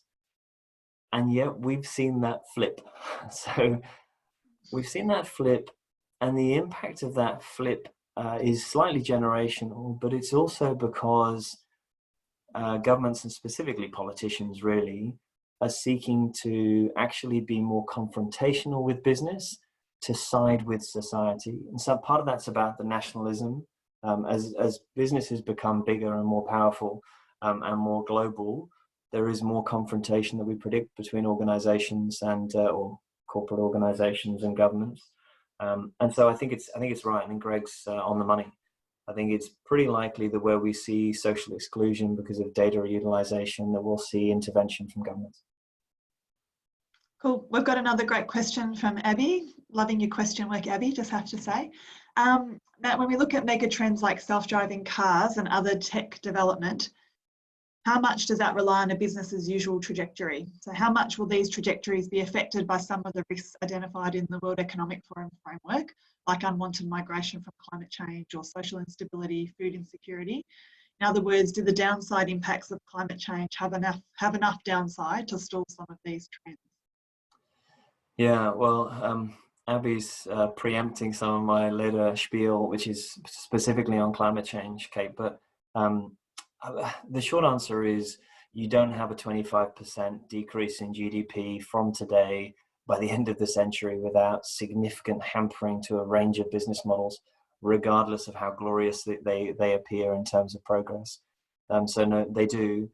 That is balanced, though, interestingly, in the case of self-driving vehicles, not because necessarily climate change opportunities spurring them, but it's actually been the electrification of vehicles and therefore a change in the participants in the vehicle market that's driven self-driving vehicles. So self-driving technology has not been driven by the likes of Toyota, Nissan, and Peugeot. It is being driven by Tesla and Alphabet, the owner of Google. And so it's those organizations who are squarely in the technology space who have moved into the vehicle marketplace. And part of that is because we have to decarbonize the transportation sectors globally. The obvious solution to that in most people's minds is electrification. electrification plays very squarely into the electronics and software marketplace, and so that potentially has been an enabler for them, but I don't think the clear driver. But no, nobody escapes the downside risks of climate change, I'm afraid, if we don't get it right. And one last quick one from me, because otherwise we will run out of time at the end. But clearly there's a role for ethical frameworks and ethical decision making as we get more bombarded with technology and AI and machine learning. Have you seen anyone doing that particularly well? Yeah, well, funnily enough, and this isn't this wasn't a Dorothy Dix, Kate, was it? But Not at all. EY is actually working on an ethical framework right now. So, chief scientist in Australia, a range of scientific institutions, EY, and some other academics are coming together to come up with what would be an acceptable and certifiable framework around ethics on artificial intelligence. You will be unsurprised to hear that that is super bloody complicated. It is not straightforward. It may well be in sort of a technology front, so you can see us getting to the point at which certain forms of AI in products there would be some boundaries that we'd be comfortable with and others that we wouldn't, largely around how data is utilized, to that sort of slide that I talked to. But there's still a long way to go. What we know even about data analytics, so nowhere close to artificial intelligence, just using data, analyzing it and making predictions. What we know now is that some things that companies do that give us, I think the official term is a yuck factor in how they use that information, is currently legal. So, an example that I gave from a company that we worked with in Australia, so I can always bag on the Australians when I'm chatting to the Kiwis. The company we were working with told us that they had the capability to understand, based on the utilization of email, which everybody gave them access to, say that my company can read my emails and access them at any time. You give up that freely as you join a company. They had the ability to access emails and, based on keywords, predict with a high degree of likelihood if a woman was going to get pregnant within the next 24 months. Now, they said that they wouldn't do that, but the truth is, even if they did do that, it wouldn't be illegal in Australia. Now, if one of their employees was pregnant and they got rid of them because they're pregnant, that's illegal. But using technology to predict whether or not somebody might become pregnant in the next couple of years, and then maybe not offering them the training programs that you would have done, or putting them up for the promotion that you thought they were on the trajectory for, that wouldn't have been illegal. So the legal framework is still racing to catch up with where we are in technological progress and how it's been ethically or unethically used. Yeah, just because we can, should we, is the question I'd like people to ask. 100%. 100%. All right, okay. So, yeah. So the next section I've called Who Will Be and What We'll Do. This is a little bit broad ranging, so I apologize, but hopefully there's some nuggets in there for people to be interested in. We're back to the polling again. We're going to really see how many of you are still with us and awake now. So this is around consumptive behavior. So, one of the things I'll touch on is lab-grown or cultured meats, growing meat in a laboratory. So I want to know what percentage of people, when asked, would buy and eat lab-grown meats. I'm happy for you to give your own answer if you wish.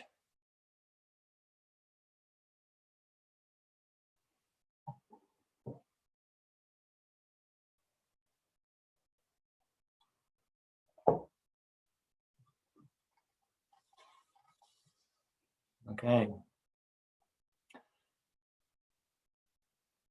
Okay, this short answer is we're undecided, right? But it looks like something like somewhere between 21 and 40% is our biggest poll winner there in terms of lab-grown meats. So the interesting thing here, well, there are a few surveys out there that you can look to, and the short answer is, in certain advanced economies, and certainly when we look at a range of economies, including China and Russia in those, we see that around 50% of people, when asked, said that they would buy and consume cultured or lab-grown meats. What's interesting, though, is not so much the fact that there's around 50% of people that said they would, but there is actually a difference between the types of people who will and who won't. So 18 to 29-year-olds across all of those regions globally, so the US, Oceania, China, Russia, Europe, 18 to 29-year-olds were nearly 5 times more likely to say that they'd purchase cultured meats than those people who are over 55 years of age, which just 11% of them said that they would.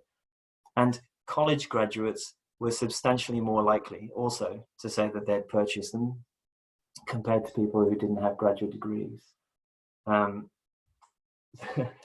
other one, by the way, is that men will and women won't. So on average, twice as many men as women said that they would try artificial meats, but women more skeptical. All right.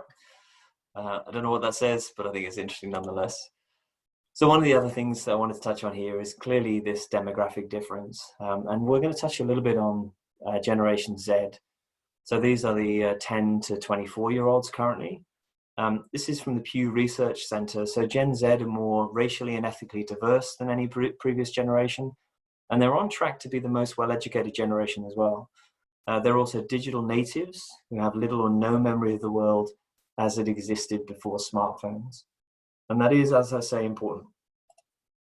So Gen Z will be the first generation to have statistically 100% smartphone penetration. Of all of the other generations, they will be the completely connected generation going forward. And in, they already make up 24% of our global population. And that changes based on location too. So in areas such as India, for example, Gen Z are larger. 27% of Indians are Gen Z, and 14, I think, from memory, in Japan.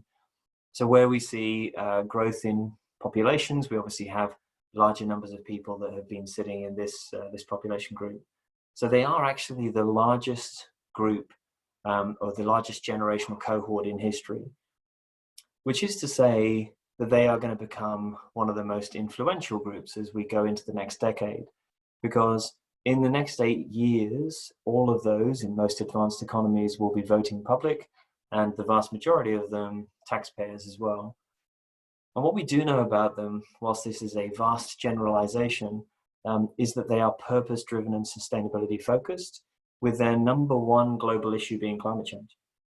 But they are quite solution focused.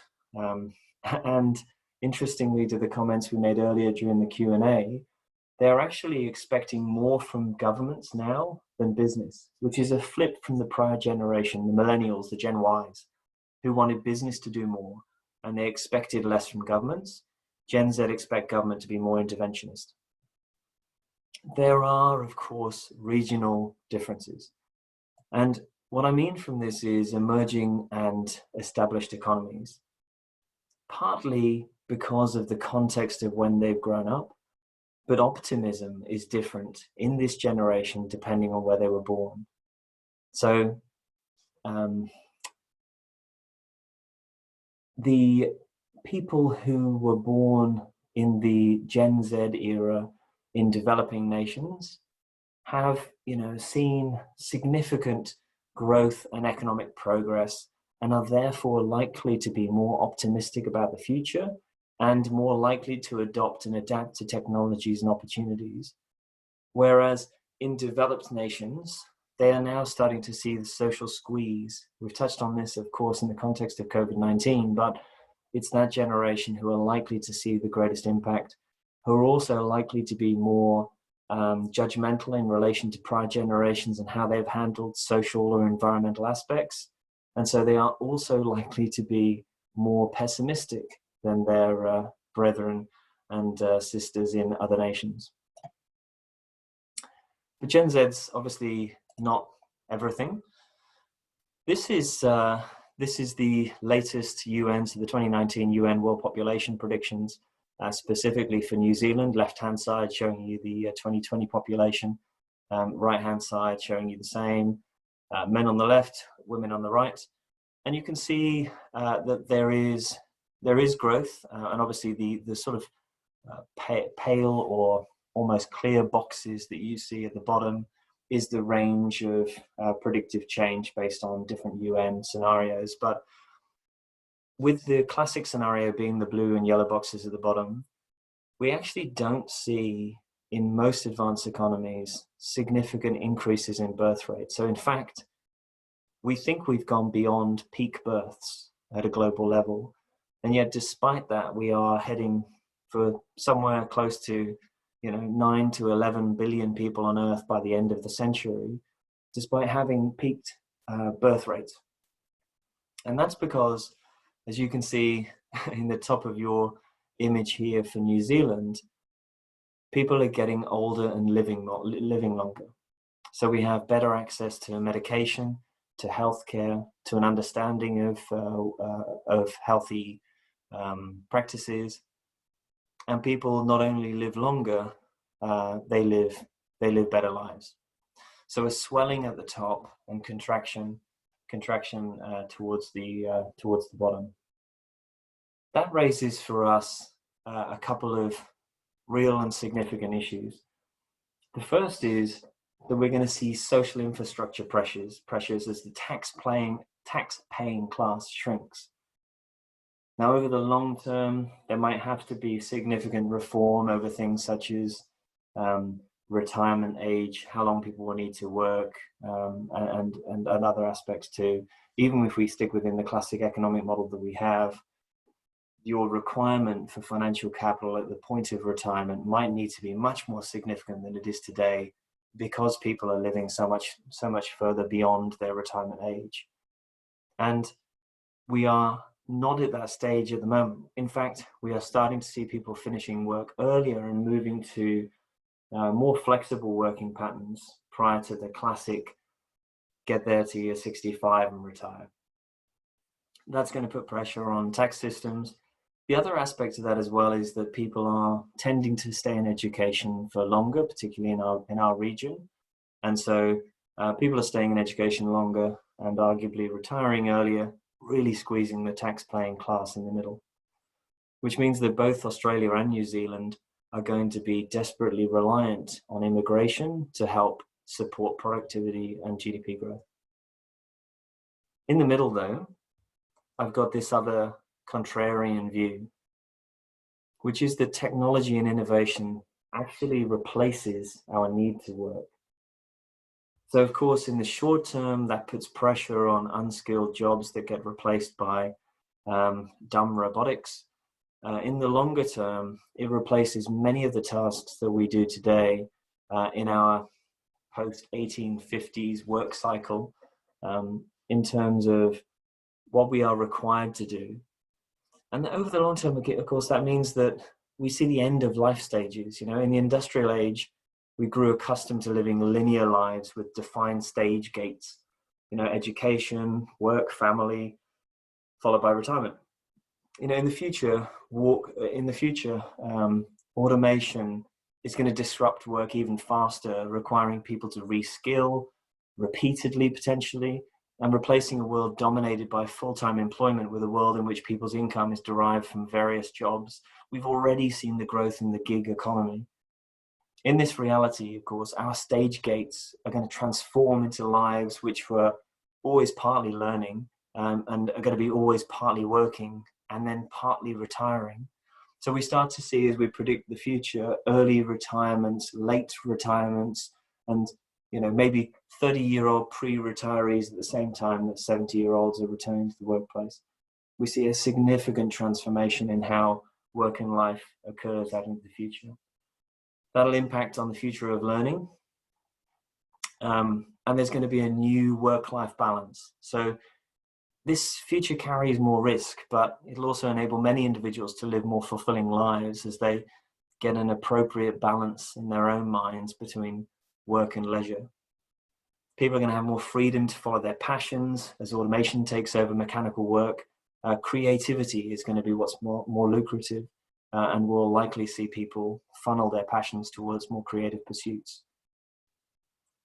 Interestingly, of course, new economic structures emerge. So my box on the right-hand side, and we redefine human purpose. So over the long term, as we see erosion in our classic work structures and the tasks that we perform today, unless they get redefined by new human roles, we are going to see significant portions of our population globally who aren't carrying out what is currently today deemed meaningful work.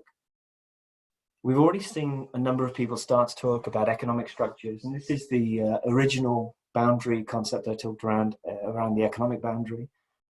New economic structures that enable people to have a universal basic income. So Andrew Yang was the presidential candidate who didn't make it recently. That his entire platform was around developing a universal basic income for the United States.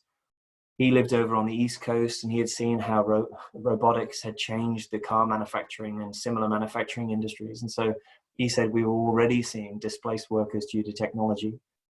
There's been a few experiments, many of which have occurred within indigenous populations, such as the Cherokee Indians over in the US, who are all through familial connection receiving dividends from casino royalties. And so there's been quite a bit of study on universal basic income and what that means to populations in terms of their likelihood to work. So for the Cherokees, they have received, although I'm sure this year is going to be tough, they have received somewhere between $4,000 and $6,000 US per year. And economists who studied them now for long periods have said that it actually doesn't make them work any less. So Cherokee Indians work at the same rate as any other American in the same geography, but it has led to improved education. So they are more likely to be educated and to be self-driven on educational purpose. They have increased mental health outcomes, and they have a decreased addiction to a range of substances, and also a reduction in crime in those communities as well. We're going to see the largest experiment of universal basic income coming out soon. Spain has announced a €3 billion per year funded scheme, although it will be means tested in Spain, so potentially it's just a basic income and not a universal basic income. It may not show us the results that would be interesting to see in terms of how that might roll out over time as we see technology and artificial intelligence take an increasing foothold in the workplace. But don't worry, if we're all getting old and the idea of being 100+ years doesn't sound appealing, we have technology on our side once more. We're starting to actually really see a range of researchers that are treating aging as a disease. So this book on the bottom left-hand corner, which I'd encourage you to read if you're interested, it's a good book, is by Professor David A. Sinclair. He is actually an Australian who leads an aging research group out of Harvard Medical School. And he's doing some of the latest and greatest thinking in relation to aging. And what he's seeing is that they are starting to be able to genetically engineer aspects of our genome that are contributing to senescence, or programmed cell death, as it's called. The mice at the top are the same age. They're both 17 months, but one has been adapted to remove or to inhibit a certain factor called NAD+, which is being linked to aging. And the technologies, not just that they're using for aging, but for broader genetic engineering, particularly a technology called CRISPR, which is clusters of regular interspaced short palindromic repeats, if you're interested. But basically, it's the ability for us to use viruses to take a genome sequence and very carefully, selectively put it within DNA of another species to bring about some trait that's desired. It has the ability for us to treat things in a way that we never have before. So actually the same group, bottom right-hand side, those two red images with the stars, they're actually nerves coming from, the optic nerve coming from similar mice to the ones in the image above. Both of those nerves were severed. And then by incorporating CRISPR gene editing technology through those viruses, they're able to repair the nerves in those mice and retrieve blindness. Now, the potential that this holds for the health industry as a whole is phenomenal. So it actually allows us to get to the point at which we could potentially treat untreatable diseases or physical ailments such as the inability for us to use our legs or our vision or our hearing due to a nerve issue that could be treated. This is phenomenal.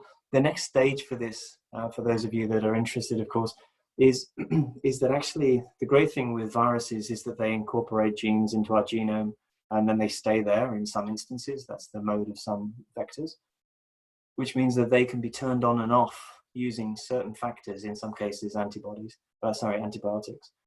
And so potentially at birth, we could be in the future treating babies with a cocktail of viruses to give them immunity to future diseases which they will never get.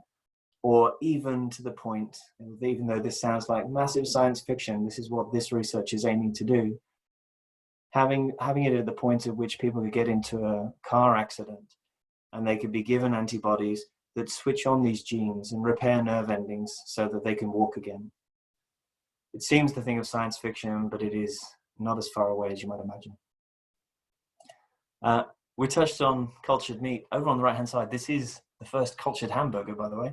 It doesn't look too bad to me, actually. I've got to say, when I saw the image of the first cultured hamburger, I thought it would look far more distasteful, but it looks all right. And on the left-hand side, the other trend that we're seeing as well, which is meat alternatives. So this is a plant burger, in this case for the Burger King chain out of the US and being repeated in different regions. And, you know, we've seen that over 1.5 million Kiwis are eating less meat, according to new market research by Com and Brunton, which also shows, you know, increasing interest in plant-based alternatives like the one on the left-hand side. One report estimates that 35% of all meat is going to be cultured by 2040. Whilst estimates vary, you know, one study found that cell-based beef is projected to use 95% fewer greenhouse gas emissions in its production than traditional sources. So again, this is an area that we're starting to see ethics and society play, and demographics playing into that too, because we are seeing that larger and increasing in size Gen Z and Gen Is taking an active interest in the social and environmental consequences of the products they consume. Before I move on to the next session, I just also wanted to touch on, because you can't talk about megatrends without talking about urbanization. More than 4 billion people live in urban areas today, and that's estimated to be significantly increased over a period of time. We are going through the greatest level of urban expansion in human history, none more so than in Southeast Asia, and specifically in sub-Saharan Africa, where the greatest level of urbanization is occurring. And with that, new ways of living in confined space and new ways of accessing. So I could talk to you about 3D printing and the ability for us to manufacture materials close to the source of where people need them. I could tell you about how Amazon are shipping, pre-shipping to international destination hubs just outside cities, all of the goods and services that they know you are going to want, because they're using artificial intelligence to better understand your behaviors and predict what you're going to buy so that it's near you before you want to buy it. But what I want to talk to you about is food consumption. So in certain cities, particularly where the demographic is changing, this is actually imagery from Singapore. So this is a planned project in Singapore, where 1 in 4 people by 2030 are going to be over the age of 65. There is a need for them to improve their practices in growing foods and in meeting the health requirements of an aging population in a dense urban center. And so these sorts of projects are starting to crop up in Singapore and in other major metro centers. And as you can see, this sort of vertical farming is becoming a subsistence technology that enables those people and beyond to access fresh fruit and vegetables. Okay, Kate, I'm through to the last section. Yeah, I think we go straight through. We've got like 12 minutes left. So, Lordy. Yeah, all right, well, this going. is my favorite one. Why don't we go to the poll question? All right. So for those of you that are still with us, and thank you, you are mega in yourselves for being here. How much climate warming do you think we'll see by the end of the century? how many optimists and how many pessimists do we have here? So for those of you that aren't aware, we've signed up to the Paris Accord in New Zealand with 187 other countries, and we are aiming to keep temperatures to within 2 degrees of the pre-industrial era, the 1880s, and with an aim to get them to 1.5 degrees. So just one of you thinks that we're going to hit 1.5 degrees. 4 of you think that we're going to be over 6 degrees, with the majority being at 4 degrees. This is unfortunately very true. So we are on track at the moment to be somewhere between 3.5 to 4 degrees of warming by the end of the century. If we continue to manage greenhouse gas emissions as we have done over the last few years, and if we put all of the planned policy objectives into place, we are still on line for somewhere between 3.5 to 4 degrees. Greta Thunberg, at first when I heard about climate change, I was a denier. I didn't think it was happening, because if there really was an existential crisis like this, that would threaten our civilization, we wouldn't be focused on anything else. So it's a really interesting piece. We know so much about climate science. We know more about climate science than we do almost any other technology on Earth. We have more predictive models on climate change than we do predictive models of any other single event. And yet Greta is unfortunately correct. We are still seeing somewhat of a paucity of action. I won't show this video because we're running short on time, but it was to give you a sense of the scale of greenhouse gas emissions, which I would encourage you to go and look up. So at some point, grab YouTube, look up New York City's greenhouse gas emissions as 1 ton spheres. It's a fun video. All right. We are clearly seeing climate change as a priority for investors, for businesses, governments, and local communities. Whether it's, letters from the largest institutional investor in the world saying the climate crisis is going to reshape finance, whether it's the bushfires that we've seen in Australia, whether it's legal action from individuals, as we've seen in New Zealand or in other countries like the Netherlands, or whether it's the insurance sector claiming that there are significant risks. There is no escaping the fact that climate change is going to impact us. And again, just to give some context to those of you that may not know, we are trying to keep greenhouse gases to within 2 degrees. This is where we're currently at. So 1880 is our starting point. We're at around a mean average of 1.1 degrees globally now. And as Kate will tell you, 1.1 degrees is not 1.1 degrees all over the world. In fact, very interestingly, for places where I live, I'm up in Queensland in Australia, things are going to get pretty bloody hot here over the period of time. And if we don't keep things to within 2 degrees and we head closer to 4 or 6, it'll be uninhabitable in this part of the world by the end of the century. But other areas, less so. So whilst we'll see significant wind speeds in New Zealand, actually the temperatures won't be increasing if we can keep things to within 2 degrees to the same level as we will see in other countries. And certain countries like Canada and New Zealand will increasingly become the salvation, the harbor for climate refugees. Of course, it's not just warming up. Warming up means a whole bunch of other meteorological events. And this is just a factual reference of those up until 2018. You can see extreme temperatures, drought, forest fire, floods, tropical storms have all increased dramatically over time in line with the increase in global greenhouse gases. That translates to insurance claims, as you might imagine. But what's interesting here for me is the delta between the red line and the green line, which is the total economic losses and those of them that were insured. The uninsured losses are growing dramatically. This is actually just Australian data. And the reason I show Australia is not because I'm being parochial, but because some of the largest reinsurers in the world, this is Swiss Re, use Australia as a test case or a study base, because we are starting to see such meteorological events here occur due to climate change, and the impact on insurance is giving them predictive analytics for how they price insurance in the rest of the world. So, what is climate change?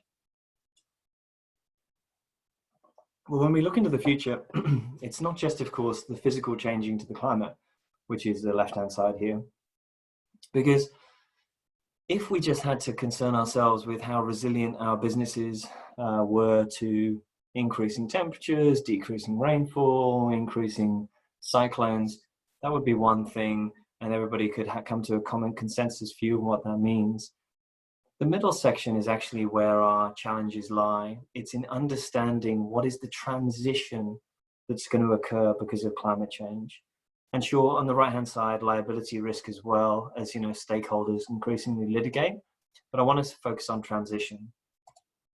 This graph is EY's modeling of where we think industry sectors can go in relation to a 1.5 degree trajectory. So what we are seeking to aim for from our country level commitments by 2050, basically decarbonizing the economy by 2050.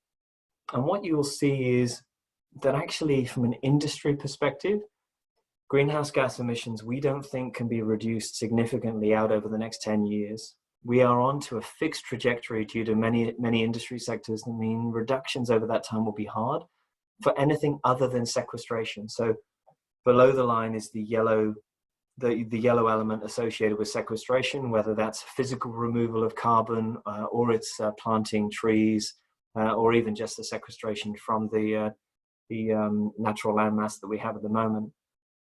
We'll start to see in the next 10 years significant investment into the sequestration industries. And this is where, interestingly, we think New Zealand will have a large role to play. Power, and apologies that I'm racing through this, for power and energy is going to play out in new ways. This is the latest IEA, International Energy Agency, World Outlook. The left-hand side shows you out to 2040, where we see the gigawatts of power coming from in terms of certain power generation capacities. This is, the left-hand side is under their stated policy scenario, so that doesn't get us to 2 degrees. But even still, not getting us to 2 degrees, you can see that wind, hydro, and particularly solar photovoltaics become the most dominant power source. And yet under those scenarios, we don't see a dramatic decrease in coal because the policy drivers in that scenario aren't limiting the use of coal. On the right-hand side, their other scenario is the sustainable development scenario, which largely translates to a 2 degree, below 2 degree outcome. In that scenario, coal-fired power effectively is emissions zero by the midpoint of the century. And here's the challenge, here's the real rub. Even under these scenarios, the IEA cannot see a way that those coal-fired power plants are going to be retired early enough. So the average coal-fired power station in Asia is only 12 years old on average. And so whilst we see early retirement, which is the bright green area, we will need to have carbon capture and sequestration of significant proportions in order to decarbonize that sector, starting as early as today, according to the IEA, which we don't predict based on what we've seen historically around the costs of CCUS. So huge challenges to face in order for us to be able to meet the climate change challenge that we need to in order to avoid the most serious consequences. The good thing is that financial capital is flowing to those organizations that manage this well. So this is our investor survey. The 2020 survey was just out last week, so I'll feel free to send you a link as part of the follow-up to this. But this year, we saw a move from 48% of investors 2 years ago saying they'd either reconsider or rule out an investment due to climate risk. This year, that's gone to 26% ruling out climate change, ruling out their investment in a company because of undue climate risk, and 48% on top of that reconsidering. That's a significant move in the investor community around how they're acting on climate change. And then lastly, it's not all downside. So I spend the first part of my talk talking about the technological and the biological revolution that we'll see, and very few people, other than sort of ethical concerns and how people might capitalize and the consequences to social exclusion, tend to think about the negatives. And yet climate change is largely cast as a negative because of the predictive future that we see ourselves with. However, it's likely the largest economic transformation that we'll see in our lifetimes, and with any economic transformation, it creates significant opportunities. Hence why we've seen the European Commission driving billions of dollars towards green investment. Hence why we see the investor community globally trying to assess ESG performance more than ever and drive finances towards low carbon. But we're going to see a range of opportunities, and jobs will move into that sector too. And I throw in always, when I give these talks, the data at the bottom is a bit out of date now, but this is from the US Department of Labor on the expected and predicted jobs growth in the US. And I think this is specifically for Texas because that's even more fun. The largest growth job rates in the next 5 to 6 years is expected to be in the renewable energy sector in Texas. So whilst we have a lot of natural solutions and engineered solutions to capture and remove carbon, industry sectors across the board are going to transform and move into net zero opportunities of the future. Thanks, Kate. Matt, that was an awesome rush to the end. Thank you for doing that. A really amazing talk. I could listen to you talk for a lot longer, and I know it's been a big ask for you talking for basically 2 hours today.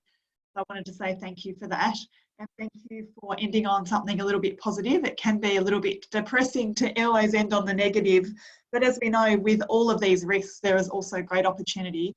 So thank you for leaving us with a little bit of hope at the end. I'd also like to say thanks to Brian Cowley, who has been incognito as the administrator today, but he's been seamlessly doing all the polls, even though it looked like I was getting all the credit from Matt for it. So just wanted to say thanks to you, Brian, and thanks to you all who are still on the line for hanging with us to the very end. I hope you found today extremely fascinating and thought-provoking, which I know you will have. And now it's up to you to take this information back to your organisations and work out, in the context of your own business context and strategy, how are you going to ensure your businesses are factoring in these trends, issues, risks and opportunities to ensure that your business model is relevant in the future. So I'll end it there. Thanks again to Matt, Bri, and for all of you for attending. Cheers.